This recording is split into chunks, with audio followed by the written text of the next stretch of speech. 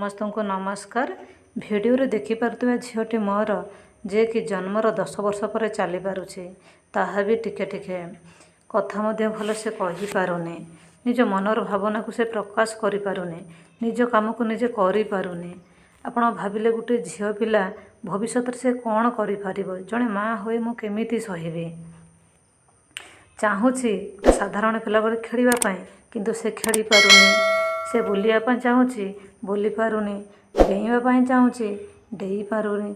एई भली कष्ट कौनसी माँ को बा कौनसी पिला को बा कौनसी परिवार को न मिलू एतिकी मु भावे।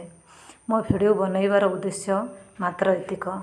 विभिन्न डाक्तरों परामर्श क्रमे मो झीर वर्तमान किछि उन्नतिमूलक परिवर्तन घटुछि। एहीपरि कौन कहार पिला जदि थिबे ताले से माने मते डॉक्टरंकर परामर्श नियंतु।